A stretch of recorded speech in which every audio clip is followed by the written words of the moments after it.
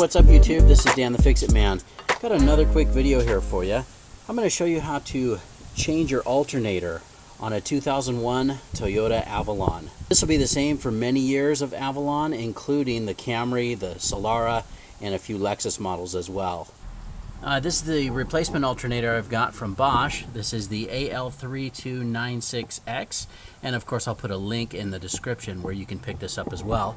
Sometimes you will get the battery light on the dash in this car. It'll flicker off and on if the alternator starts to go or starts to lose power, maybe not charging your battery like it should be. One way to test that is just with a simple voltmeter on the battery. You can also take the alternator off if you're not sure and take it into your local auto parts store and they can test it for you. We know this one's no good, so we're going to go ahead and get it changed out here, and I'll show you how to do that. The first thing we need to do is disconnect the battery, and I'm just going to disconnect the negative terminal here with a 10mm socket, and or sometimes a wrench will work. I'm just going to pull that off and tuck it over here by the air box, making sure that that's not going to make contact with our terminal here. The next thing I like to do is take off these cables off of the alternator. This first one over here just has a little tab inside this rubber boot. Just push it in and pull it out just a little bit like that. This next one is covered by this gray plastic piece. This one looks like it broken off a little bit on the left side, but sometimes they're on there pretty good.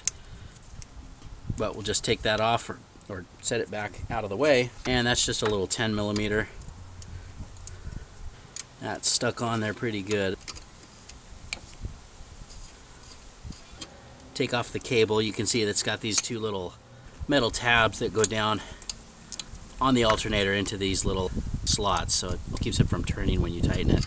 I'm just going to put the nut right back on there so I don't lose it. On the alternator down here on the side, there's a little plastic clip that connects this wiring harness. Here you could just press this out. It's got two little plastic clips on either side, or you could also just come around the other side and there's a little, looks like a little 8mm nut that holds this on. This bracket may or may not be on the new alternator, so we may have to do that anyways once we get it off. But I think what I'm just going to do is try to just bend those little plastic pieces down and loosen it that way.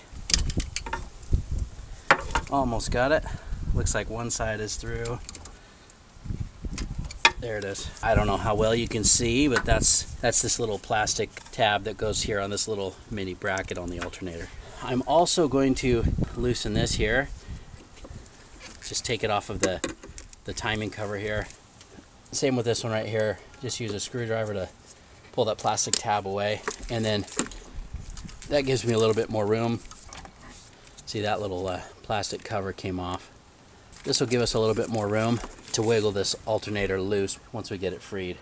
Okay, now there's three main bolts that hold your alternator in. This one down here is your pivot bolt, which is a 14mm. You've got your adjuster bolt right there.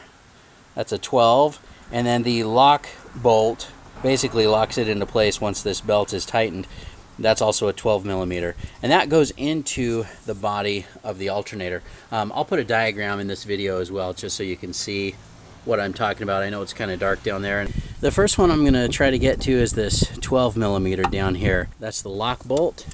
When you're just changing belts, all you need to do is loosen this, but since we're taking the alternator out, it's also got to come out completely. Now this is where it's nice to have a few different lengths of sockets. So you can see just this Craftsman deep socket was a little too long, and then I found this old one that's an Allied, and it ended up working a little bit better. Of course, there's plenty of combinations. You can also just use a regular socket with a short extension on it. It's pretty close to that as well.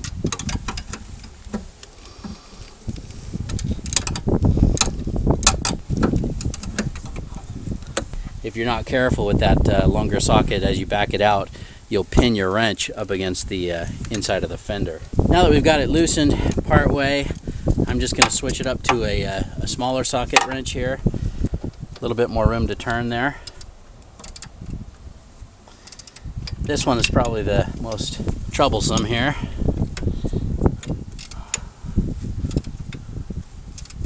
You know, I'm going to also go ahead and break free this 14mm pivot bolt just to once that's loose, it'll give a little less resistance on the bolt that I'm trying to take out down below. I'm also going to loosen up this adjuster bolt just a little bit. You can see if you use an extension, a long extension, with a wobble, you should be able to get on there with that 12 millimeter.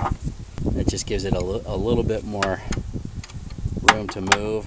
And I'm going to cheat. I'm going to use this little Milwaukee drill on here, this little cordless. You can see the alternator dropping down. So now we can take the belt off and at least get that out of the way. Just set it off to the side over here. And now we've got a little bit more room to take out that lower lock bolt without that belt in the way. I guess I should have done this first. I also didn't mention that I went ahead and lifted the vehicle up a little bit, and I've got it on a jack stand here on the passenger side. It's a little bit easier on the back. Okay, there's our lock bolt. You can set that aside. Now the only thing holding this in is this 14 millimeter pivot bolt. We can go ahead and take that out the rest of the way.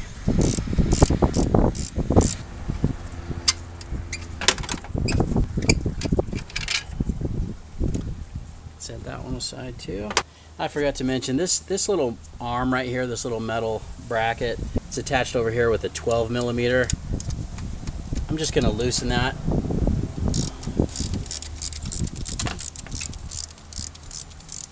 You can see how that just now drops out of the way. If you saw my other Avalon video where I did an alternator, of course I forgot to put this back on. Let's see if I can remember that this time. Sometimes these will be really stubborn in there and you need to use a pry bar. This one doesn't look like it's too bad. See if we can't pull it up. Yep.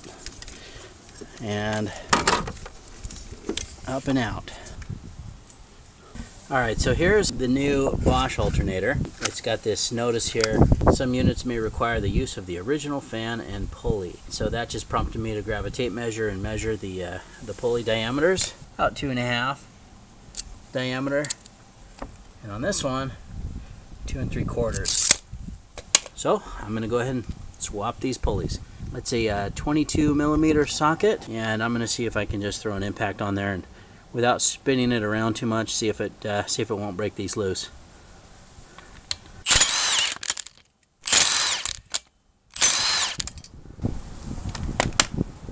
Okay.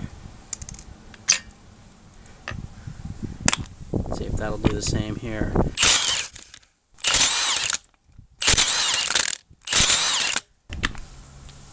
I decided to set this on a little rag here so it doesn't mess up the back of it, but I guess I had broken that loose. I thought I was going to have to get some pliers or something to hold it, but take off that pulley it came with, and then we're going to put on our original pulley. Only thing is I don't know if or what the torque spec on this would be. I'm just going to use an impact here and just try to just make it nice and snug. Okay, now if we turn these over, this is the little this little 8 millimeter that I was talking about on this side.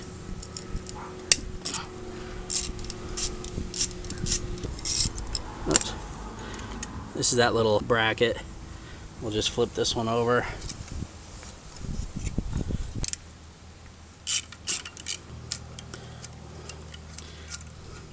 And then put that little bracket or tab back on.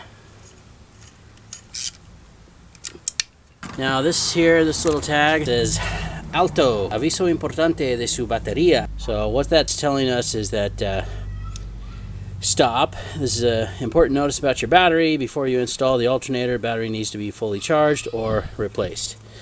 Or looks like it's in English on this side, so either way, battery is charged. We don't have to worry about our little notice there.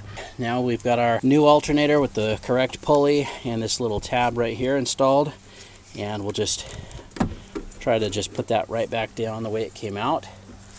Kind of got to pull this AC hose a little bit back, but this is working out okay.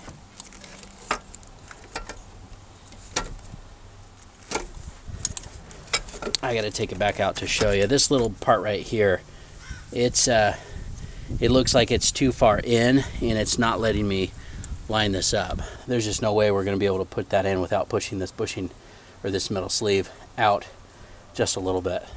This sleeve right here was sticking out too far, and so I had to just kind of wedge that in the vise and push it outward just enough to where now it will fit in there. When you tighten that pivot bolt, it will pull that sleeve or bushing inside there, it'll pull it back through and tight. But just wanted to point that out. You may have to do that.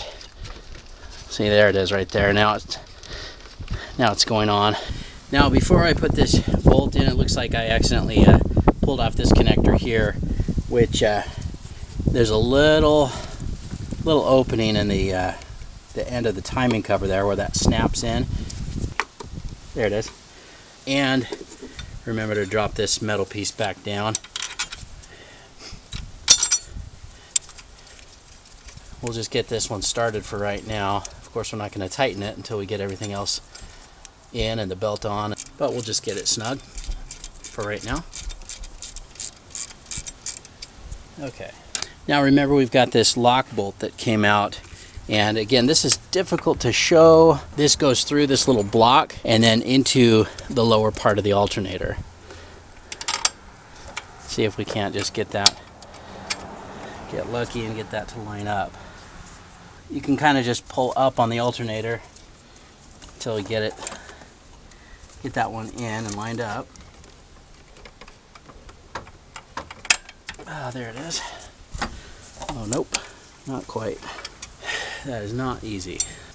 Okay, so I have spent a few minutes trying to get this lock bolt in place down below, and it is just simply not lining up. So there is another bolt down below that is holding this tensioner bracket, kind of holds it rigid. It's a 12 millimeter as well. It's right there. You can't miss it. But loosening that will give you a little bit more room. There it goes. Yeah, that should do it now. It should allow me to align this a little bit easier now with our lock bolt.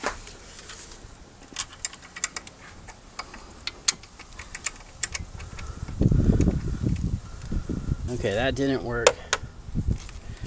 I'm going to go ahead and take out that 12 millimeter bolt that I was mentioning. Okay, got it. There's the bolt I'm talking about. This is just a little 12 millimeter that attaches to that piece.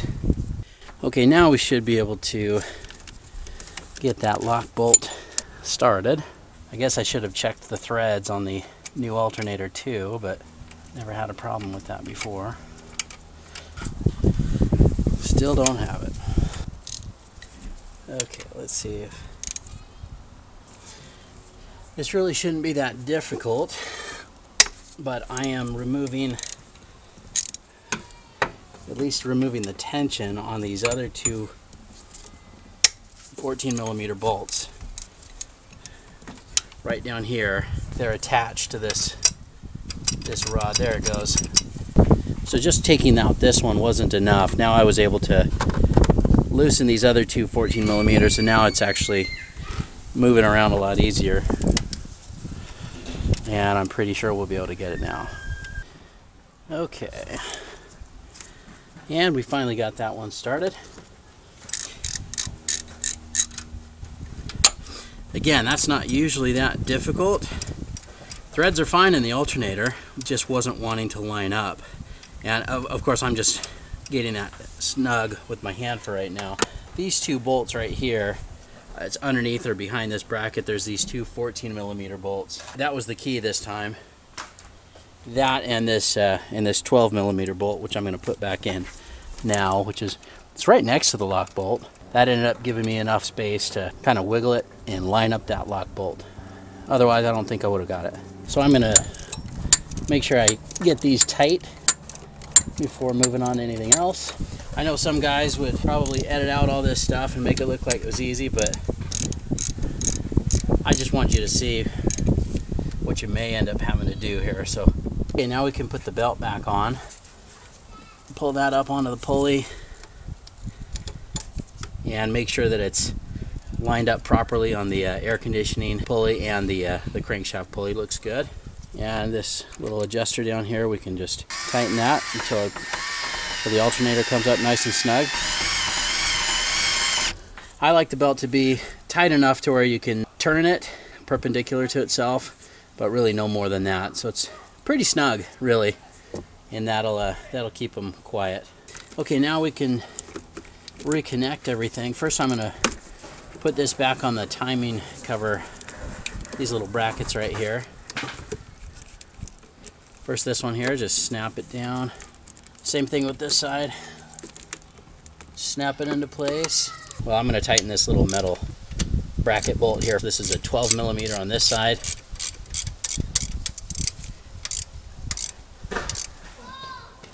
And then I'm going to use the 14 millimeter here to tighten the pivot bolt.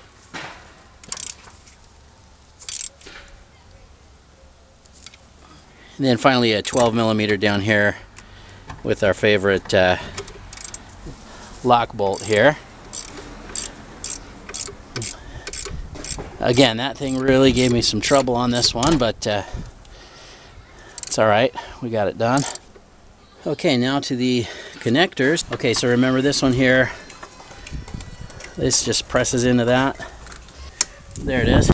And then I'm going to take off our 10 millimeter nut here. Before I put that on, I'll just slip this cover back over. There it goes. Okay, and then remember we've got these two little metal parts that stick out, so they will line up with those little slots down there, just like the original one. Put that on nice and snug. Don't go too crazy, don't break it or anything, but then we can put the cover back on. And then we can plug this plug in right here. Just make sure that that goes in until you hear a little click. Then we can reconnect the battery. Then just make sure all your tools are out of the way, and then we can go ahead and start it up.